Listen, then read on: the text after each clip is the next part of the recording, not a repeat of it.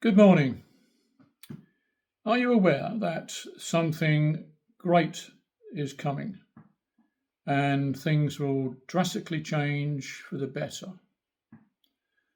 Say many people who support the new administration in America. Naively, in my opinion. Well, to be honest, anything has to be better than the last cabal, doesn't it? And time will tell, that's for sure. Having said that, I reserve my judgment until the honeymoon period is over for this administration. And there are many slippery slopes and mountains to climb. Trump is the figurehead and extremely bombastic. And although he may be a very good businessman, he sure isn't a statesman in any way, shape, or form. And he's certainly not bright compared to other presidents. And he's most certainly not an experienced politician. Now, regardless of Team America and the Big Dick Club, America is in decline. And it's going to be an uphill battle to put it right, if that is ever possible, which I doubt very much. On the other side of the coin, we have Britain and Starmer the Harmer, an outright left-wing goon, and he is heading for disaster and taking the country with him. He recently stated that Elon Musk should have no opinion in British politics after Musk criticised many policies of Starmer's. And yet, Starmer sent a team of 100 people to support Kamala Harris in the American election, snubbing Trump and the Republicans completely. That has to be the hypocrisy at its highest level.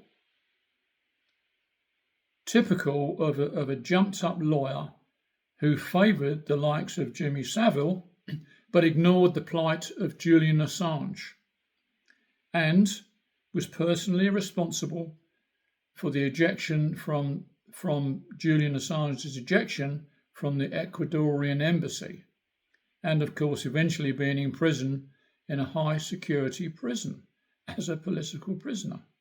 Just let that sink in. And because of the effects on Julian Assange over those years, he doesn't produce much anymore, and I certainly don't blame him, because he was pilloried. Now, Starmer is also introducing a law to imprison any high-profile person who stands with Russia. Well, I'm certainly not a high-profile person, so I say what I like. In my humble opinion, free speech is king, and we do not live in the old USSR just yet. Or do we? Personally, from what I see and understand, I would rather have Putin as a leader than Starmer. And Britain, along with Europe, are heading for big, big trouble. But I'll cover that in my next monologue. So, thanks for listening to someone who stands for free speech and won't be intimidated by tin pot authoritarians. But the reality is this: it took centuries to build this country and its social structure, but just 25 years to bring it to its knees. And those who are young enough and still can are leaving Britain in droves, leaving the old and the poor to become a minority in a country under Sharia law, because that's where we're heading if we don't stand up and spread the truth and challenge these moronic authoritarians. So please subscribe, because subscribing doesn't cost anything and it most certainly helps the algorithm to generate more views to spread vital news to those who don't have a clue. By the way, if you watch this on TV, you won't have access to more and also the links. You can only get those on your phone. So, thanks again for watching An Old Man. Well, I may be old, but I consider myself in my prime after recently waking up.